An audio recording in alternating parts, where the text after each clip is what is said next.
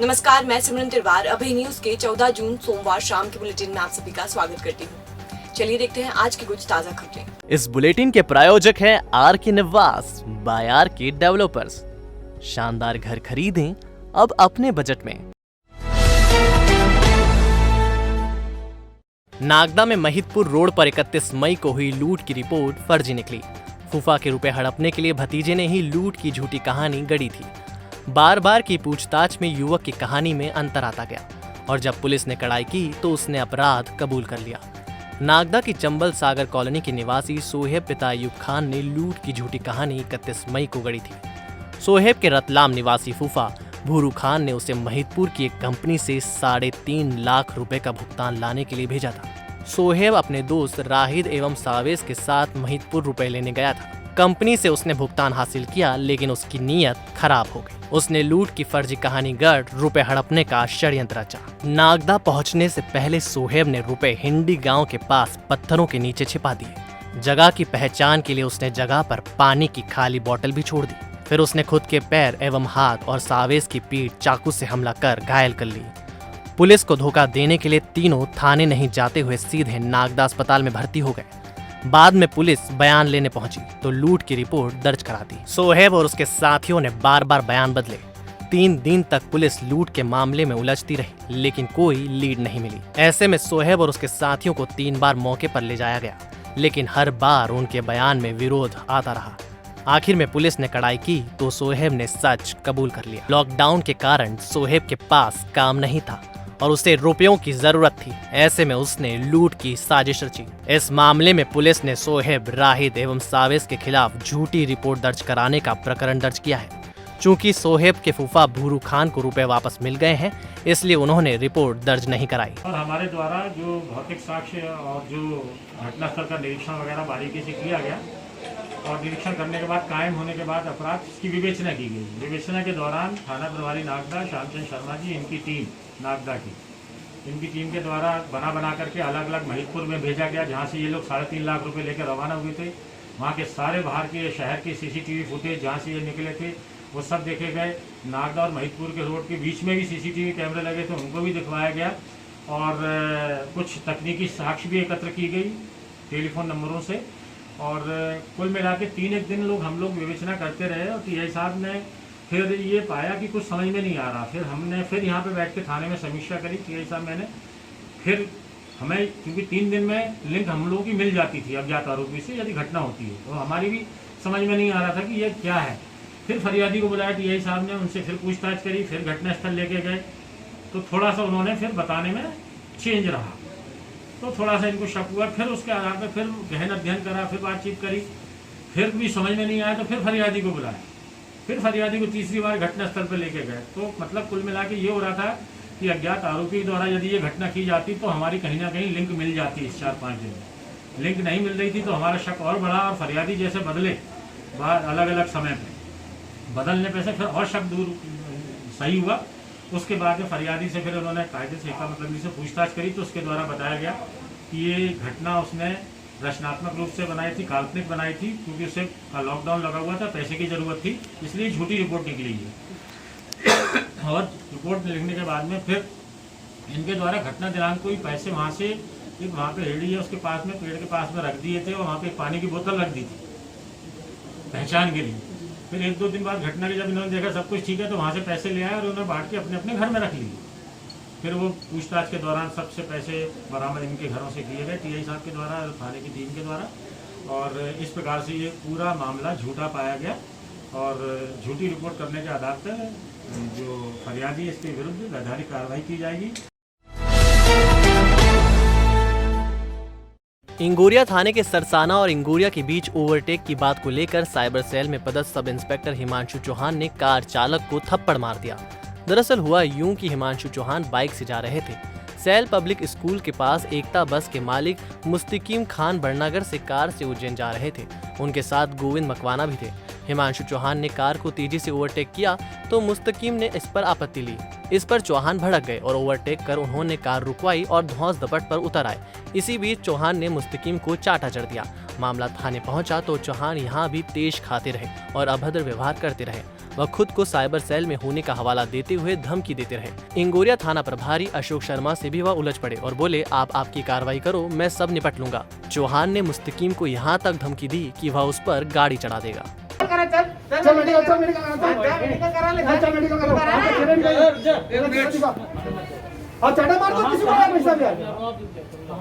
अरे भाई मैं साइबर सेल में हूँ। हाँ और ये तूफान मैन की तरह गाड़ी चला रहा है भाई साहब। मैं 50-100 रोड पे चल रहा हूँ। तो ये सब जानते हैं मेरे को। टू लेन गाड़ी, 2 लेन है। आपने चाटा क्यों मारा? मैंने बताओ मेरे को। चल मेडिकल कराना तो चलो तैयार हूँ, चलो सही मेडिकल कराओ मेरा। कराएगा ना। मैं उज्जैन से बड़नगर से उज्जैन के लिए जा रहा था आरटीओ के कार्य के लिए। तो शेल पब्लिक स्कूल के सामने एक बाइक सवार पुलिस वाले जा रहे थे जिनका मैं नाम नहीं जानता हूँ। उनसे जब मैंने उनसे गाड़ी ओवरटेक करी तो उन्होंने गाड़ी इतनी खतरनाक तरीके से मेरे पास में क्रॉस करी ताकि उनकी गाड़ी को एक्सीडेंट हो जाता। मैं उन्हें कहने गया, मैंने कहा भाई साहब कैसे चला रहा? तो उन्होंने आओ देखा ना था, मेरी साइड में आके उठा के मुझे एक गाल पर चाटा मार दिया। और मेरे कहने के बाद में साहब इसकी इस तरह के बिहेवियर क्यों कर रहा हो? तो जानता नहीं है पुलिस वाला हूँ, मतलब अब शब्दों का प्रयोग करा, बहुत गला कुत्ता वाली बातें करी। और क्या मैं साइबर सेल का अधिकारी हूँ, बता दूंगा ये ना सब। फिर अर्जेंट इंगोरिया थाने में और उसके खिलाफ आवेदन दिया है। खरीफ की बुआई शुरू होने वाली है और किसानों को खाद बीज सोसाइटी से नहीं मिल रहा। खाद और बीज की कालाबाजारी को लेकर भारतीय किसान संघ ने कृषि विकास कार्यालय के बाहर धरना दिया। किसान संघ के सदस्यों ने इस दौरान जमकर नारेबाजी की। इधर सूचना मिलने पर तहसीलदार पूनम तोमर और कोतवाली टीआई उमराव सिंह मौके पर पहुंचे। किसानों और विभाग के अधिकारियों के बीच तहसीलदार ने मध्यस्थता कराने की कोशिश की, लेकिन किसान लिखित आश्वासन की मांग पर अड़े रहे। नाराज किसानों ने कार्यालय के चैनल गेट पर ताला जड़ दिया, जिसके बाद किसानों को 2 दिन में खाद बीज उपलब्ध कराने का आश्वासन दिया। किसान संघ ने चेतावनी दी है कि अगर 2 दिन में भी सभी सोसाइटियों में खाद बीज उपलब्ध नहीं होंगे तो विकास खंडों में तालाबंदी की जाएगी। हम अपना अधिकार मांगते नहीं, किसी से भीख मांगते। हम अपना अधिकार मांगते नहीं, किसी से भीख मांगते। किसान तू रहेगा मौन, नहीं सुनेगा कौन? किसान तू रहेगा मौन, नहीं सुनेगा कौन? भारतीय किसान संघ जिंदाबाद। लेकिन खाद और बीज दोनों अभी उपलब्ध नहीं हो पाए। किसान जैसे तैसे कहीं से जुटा के काम कर रहा है तो वो अमानक बीज से कर रहा है, क्योंकि वो मानक बीज नहीं है। जो भी कंपनियां दे रही है वो बगैर गारंटी से दे रही है, कोई टेक नंबर नहीं है, बगैर टेक से वो बीज के नाम से बेच रहे हैं। ये जो सारा काम हो रहा है ये इनके मिली भगत से काम हो रहा है। दिख रहा था कि कहीं से कोई नहीं आ रहा तो हमने फिर तालाबंदी की, ऑफिस में ताला लगाया है। ताला लगाने के बाद में अधिकारी की तरफ से आया है कि हम लिखित में दे रहे हैं आपको, वो लिखित में हमको आदेश की वो देंगे कि आप 2 दिन में हम सारी जगह पर उपलब्ध करवाएं। उनका ये आश्वासन है। कलेक्टर साहब की से भी उधर बात हुई थी, उन्होंने बोला कि 2 दिन में हम इसकी व्यवस्था आप करवा देंगे, जल्दी जल्दी हो जाएगी। मेरे किसानों की मांग थी कि उनको बीज उपलब्ध नहीं हो पा रहा है, क्योंकि अभी बॉर्निंग का समय हो गया है, इस कारण उनको बीज उपलब्ध समितियों में नहीं हो पा रहा है। इसके लिए हमने अपने सारे जितने भी समिति हैं उनको निर्देश दे चुके हैं कि आपके पास जितने भी भंडारण हैं वो जल्द से जल्द वितरित कर दिया जाए। और उसके लिए सारी समितियों को जितने भी निगम हैं उनको निर्देश कर दिए गए हैं। हेल्थ डिपार्टमेंट अधिकारी कर्मचारी संघ के बैनर तले 8 मांगों को लेकर प्रदर्शन कर रही नर्सों ने सोमवार को ताली और थाली बजाकर विरोध दर्ज कराया। नर्सें बोली, हमारी मांगे पूरी नहीं हुई तो चौथे चरण में काम बंद कर दिया जाएगा। सोमवार को विरोध प्रदर्शन का दूसरा चरण था। दरअसल हेल्थ डिपार्टमेंट अधिकारी कर्मचारी संघ अपनी 8 सूत्रीय मांगों को लेकर चरणबद्ध आंदोलन कर रहा है। पहले चरण में कर्मचारियों अधिकारियों ने काली पट्टी बांधकर विरोध किया था।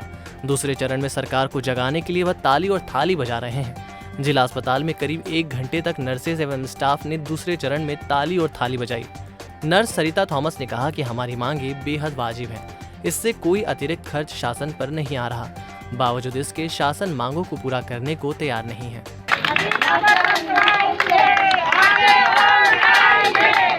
ताली बजाकर सोई हुई सरकार को जगाने की कोशिश की है। हमारी 8 सूत्रीय मांगे हैं जिसके ऊपर सरकार को कोई अनाधिकृत लोड आ नहीं रहा है, फिर भी हमारी बातों की सुनवाई नहीं की जाइए। इसके लिए आज हमने विरोध प्रदर्शन किया है। मांगे में हमारी जो सिस्टर्स हैं उनके लिए पद नाम उनका चेंज किया जाए, हमारी रात्रिकालीन भत्ता दिया जाए, तृतीय और चतुर्थ कर्मचारी पैरामेडिकल स्टाफ हमारे जितने भी कर्मचारी हैं सभी को रात्रिकालीन भत्ता दिया जाए और मेल नर्सेस की पोस्टिंग की जाए। ऐसी कई और भी CCF पैन कार्ड के आधारित मांगे हैं, वेतन वृद्धि की संबंधित मांगे हैं जिसके ऊपर सरकार को मतलब अनाधिकृत लोड नहीं आ रहा है, फिर भी हमारी मांगों को नहीं माना जा रहा है। इसके लिए हमने विरोध प्रदर्शन किया है। तीसरे चरण और चौथे चरण में अगर हमारी सुनवाई नहीं हुई तो हम आंदोलन करके हड़ताल पर भी जा सकते हैं। शिप्रा विहार के 20 सेक्टर के रहवासियों ने अब अलग जगह प्लॉट की मांग की है। वह इस बात से खफा हैं कि उनके खाली प्लॉटों पर लॉकडाउन के दौरान कतिपय लोगों ने लाशें दफना दी थीं। इस वजह से ये प्लॉट अपवित्र हो गए हैं। सोमवार को प्लॉट धारकों ने उज्जैन विकास प्राधिकरण के सीईओ को ज्ञापन दिया। इसमें प्लॉट धारकों ने कहा कि प्राधिकरण ने आम आदमी को अंधेरे में रखते हुए उस जमीन पर प्लॉट काट दिए जो विवादित है। जमीन का मामला कोर्ट में विचाराधीन है। इस भूमि की सुरक्षा भी प्राधिकरण नहीं कर पा रहा है। वक्फ बोर्ड ने कोरोना के दौरान विवादित जमीन पर मृत व्यक्तियों को दफना दिया और प्राधिकरण ने कुछ नहीं किया। प्लॉट धारकों ने कहा कि यदि आप हमें इस भूमि पर भूखंड उपलब्ध नहीं करा सकते तो किसी अन्य जगह पर भूखंड उपलब्ध कराइए। हमने उज्जैन विकास प्राधिकरण से लगभग 120 लोगों ने प्लॉट लिए थे शिप्रा विहार कॉलोनी में। अब हुआ ये कि उस पर वक्फ बोर्ड अपना कब्जा बता रहा है, तो हम लोगों की डिमांड ये थी, और अभी ये भी पता पड़ा कि वहाँ पे कुछ शवों को दफना दिया गया है। हम लोगों का ये निवेदन था कि इस प्लॉट के बदले दूसरी जगह हमको प्लॉट दे दिया जाए। तो सीईओ सर का कहना था कि हम आज बोर्ड की मीटिंग में विचार करेंगे और हुआ तो आपके फेवर में डिसीजन लेंगे। स्टार ट्रेवल्स आपके लिए लेकर आया है उज्जैन से पंचमढ़ी 2 दिन का शानदार टूर 25 जून से 28 जून तक मात्र 3599 रुपए में। हमारा पता Dewas gate bus stand 9522222208। Lockdown में भूखों को भोजन कराने वाली मां छत्रेश्वरी चामुंडा माता मंदिर भक्त समिति अब वैन की मदद से जरूरतमंदों तक भोजन पहुंचाएगी। रविवार को भोजन वैन सेवा का शुभारंभ कैबिनेट मंत्री मोहन यादव ने किया। वैन शुरू होने से गली मोहल्लों तक भोजन पहुंचाया जा सकेगा। दरअसल मां छत्रेश्वरी चामुंडा माता मंदिर भक्त समिति ने 2016 में सिंहस्थ के दौरान अन्न क्षेत्र का शुभारंभ किया था। समिति के 900 सदस्यों की पहल पर चामुंडा माता मंदिर के बाहर ही जरूरतमंदों को भोजन कराया जाता है। रोजाना 400 से ज्यादा लोग अन्न क्षेत्र में भोजन करते हैं। कोविड लॉकडाउन के कारण लगातार 2 साल से समिति के सदस्य जरूरतमंदों को भोजन करा रहे हैं। अन्न क्षेत्र की सेवा के लिए मोहल्लों से भी काफी डिमांड आती है और ऐसे में प्राइवेट वाहन पर समिति भोजन पहुंचाती है, लेकिन कई मर्तबा वाहन की अनुपलब्धता से काफी दिक्कत आती है, खासकर लॉकडाउन के समय में।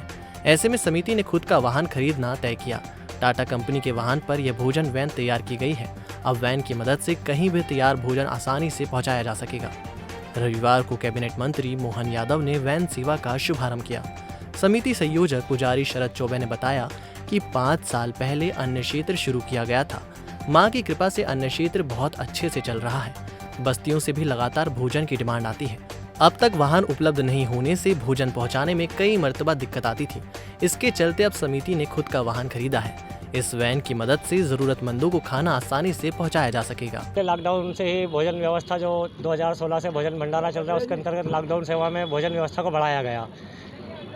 जरूरतमंद व्यक्तियों की आवश्यकता को देखते हुए चामुंडा माता मंदिर भक्त समिति द्वारा एक निःशुल्क भोजन वितरण वाहन अभी क्रय किया गया है, जिसके माध्यम से गरीब बस्तियों में आकस्मिक सेवा, पंचकोशी, महाकाल की यात्रा, कावड़ यात्रा आदि अन्य धार्मिक यात्राओं में भोजन वितरण किया जाएगा गाड़ी के माध्यम से, जो कि चामुंडा माता मंदिर भक्त समिति की भोजनशाला में से बनकर गाड़ी में रखाकर भोजन वितरण का कार्य किया जाएगा। चामुंडा माता मंदिर भक्त समिति प्रतिदिन भोजन वितरण करती है। उसी की कड़ी में आज ये भोजन वितरण कार्यक्रम का विक्रय के लिए गाड़ी खरीदी गई है और आज से ये भोजन वितरण का कार्यक्रम चालू करेगी। मैं अत्यंत गर्व के साथ कह सकता हूँ कि चामुंडा माता समिति ने जितने अच्छे ढंग से लॉकडाउन में दोनों टाइम काम किया, लॉकडाउन के अलावा भी ये जो सेवा के काम करते हैं वो अनुकरणीय है, सराहनीय है। सदैव रेलवे स्टेशन, बस स्टैंड के पास होने कारण से कई सारे यात्रियों की तृप्ति कराते हैं, उनके मन में संतोष आता। भोजन की हमारी पुरानी परंपरा है, तो ऐसे में संस्था द्वारा जो लगातार भोजनशाला में उन्नतपूर्ण काम किए जा रहे हैं। रोटी बनाने की अत्याधुनिक मशीन है, आटा और लोई बनाने की दृष्टि से आज एक वाहन बना करके वाहन से बांटने के लिए गर्म भोजन लोगों को मिले, इस दृष्टि से निःशुल्क जो व्यवस्था की जा रही है, मेरी अपनी ओर से सारे चामुंडा माता समिति के सभी सदस्यों को बधाई।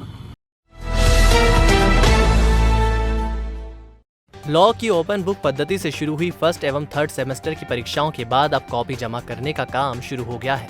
लॉ कॉलेज में सोशल डिस्टेंसिंग के साथ सोमवार से कॉपियां जमा की गई। LLB एवं LLM परीक्षा के लिए प्रश्न पत्र 7 जून को अपलोड किए गए थे। ओपन बुक से इन प्रश्नों को हल कर विद्यार्थियों ने उत्तर पुस्तिकाएं 14 जून से जमा करानी शुरू कर दी। प्राचार्य ने बताया कि कोविड के कारण इस बार परीक्षाएं ओपन बुक सिस्टम से ली जा रही हैं। इसी के तहत विद्यार्थियों ने प्रश्न पत्र हल कर उत्तर पुस्तिकाएं जमा कराना शुरू कर दी है।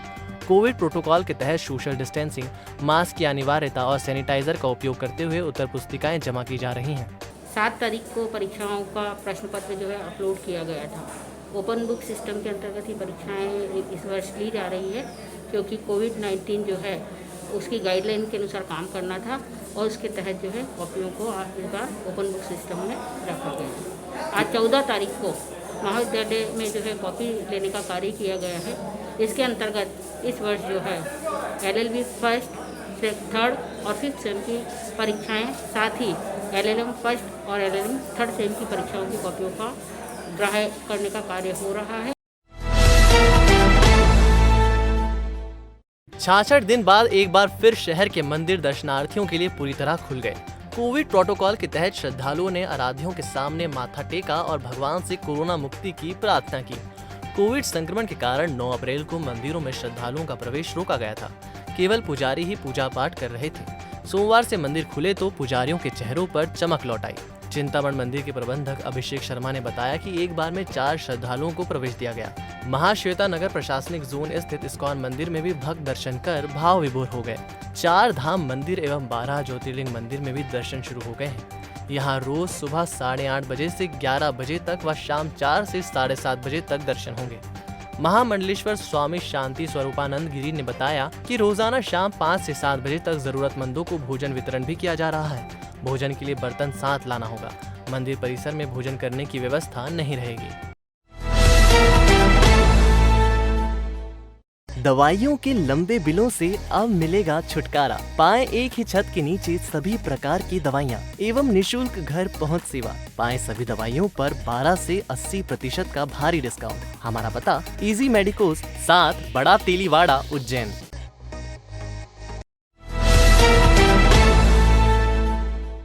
नगर पालिका की अतिक्रमण मुहिम को लेकर यूथ कांग्रेस ने SDM पुरुषोत्तम कुमार को ज्ञापन सौंपा। यूथ कांग्रेस अध्यक्ष निरंजन शर्मा ने बताया कि तालाब के पास स्थित भोपा कॉलोनी के कुछ लोगों को मकान हटाने का नोटिस नगर पालिका ने दिया है। इसमें 5 दिन के भीतर अतिक्रमण हटाने की चेतावनी दी गई है। यूं तो पूरे नगर में अतिक्रमण पसरा है, लेकिन नगर पालिका कुछ ही लोगों के अतिक्रमण हटाने जा रही है। भोपा कॉलोनी में जिन्हें नोटिस दिए गए हैं वह सालों से काबिज हैं। प्रशासन ने उनके विस्थापन की कोई व्यवस्था नहीं की है। बारिश के समय में अतिक्रमण हटाना अमानवीयता है। यूथ कांग्रेसियों ने ज्ञापन सौंपकर कार्रवाई रोकने की मांग की है। कार्रवाई नहीं रोके जाने पर उग्र आंदोलन करने की चेतावनी दी है। ज्ञापन दिया है श्रीमान कलेक्टर महोदय के नाम पे SDM साहब को कि वह हमारी बात आगे तक पहुंचाए और इनके मकान गरीबों के नहीं टूटे, और अगर तोड़ते भी है मकान मान लो किसी स्थिति परिस्थिति में, तो इनकी वैकल्पिक व्यवस्था की जाए जहाँ ये अच्छे से रह सके और अपना जीवन यापन कर सके। ये ज्ञापन दिया अभी पूर्व यूथ कांग्रेस के द्वारा, तो इसमें जांच कराई जाएगी। कोविड वैक्सीन को लेकर मारामारी शुरू हो गई है। उन्हेल सामुदायिक भवन पर सोमवार को सुबह 9:30 बजे से ही टीकाकरण टोकन समाप्त होने की सूचना लग चुकी थी। इस कारण युवा निराश होकर घर लौट रहे थे। हालांकि SDM आशुतोष गोस्वामी एवं नायब तहसीलदार अनुजैन वैक्सीनेशन के लिए व्यक्तिगत तौर पर काफी प्रयासरत हैं, लेकिन वैक्सीन की कमी से काम प्रभावित हो रहा है। लॉकडाउन के कारण करीब 2 महीने तक दुकानें बंद रही। बावजूद इन दुकानों के संचालकों को बिजली विभाग ने हजारों रुपए के बिल भेज दिए। बंद दुकानों पर भारी राशि के बिजली बिल की परेशानी को देखते हुए प्रदेश कांग्रेस के महामंत्री प्रदीप चौधरी ने दुकान संचालकों से चर्चा की।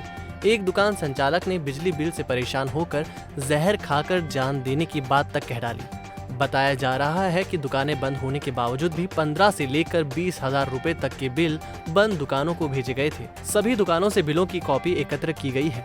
इन बिलों को लेकर कांग्रेस का प्रतिनिधिमंडल कलेक्टर से मिलेगा और बड़ी राशि कम कराने की मांग करेगा। हमने भी भेजा और अभी 20 साल से मतलब 18-20 साल से मैं चला रहा हूँ महाकाल साली देवा सेंटर में। तो मतलब बिजली का बिल और मतलब लॉकडाउन के चक्कर में इतनी परेशानी आ गई है कि अब जेर आप दे दो तो हम हम विधायक, सम्मानीय विधायक जी को उनका वादा याद दिलाने के लिए निकले। हम उस प्रशासन को वादा याद दिलाने के लिए निकले कि जो गरीब व्यापारी आज 3 महीने 4 महीने से लॉकडाउन की मार झेल रहा है, पिछले साल लॉकडाउन की मार झेली है। आपके कहे अनुसार आपने बोला था मीटर बंद, शटर बंद, बिल बंद। हमारी मांग है ये बिल बंद होना चाहिए, बिल माफ होना चाहिए। कोरोना महामारी में सार्थक भूमिका निभाता अमलतास हॉस्पिटल। यहाँ है 550 बिस्तरों वाला सर्व सुविधा युक्त कोविड वार्ड, जिसमें 100 बेड का आईसीयू और 450 बेड ऑक्सीजन सुविधा से लैस है। अमलतास इंस्टीट्यूट ऑफ मेडिकल साइंस के संस्थापक सुरेश सिंह भदौरिया व चेयरमैन मयंक राज सिंह भदौरिया के मार्गदर्शन में हॉस्पिटल की ट्रेंड स्टाफ और अनुभवी चिकित्सकों की टीम हर पल मरीजों की सेवा के लिए तैयार रहती है। ये पहला ऐसा हॉस्पिटल है जहाँ का एक भी स्टाफ संक्रमित नहीं हुआ। एकमात्र अस्पताल जो उज्जैन, आगर, देवास और शाजापुर के 1600 से ज्यादा कोरोना मरीजों का उपचार कर उन्हें सकुशल घर भेज चुका है। हर वक्त है आपके साथ अमलतास हॉस्पिटल।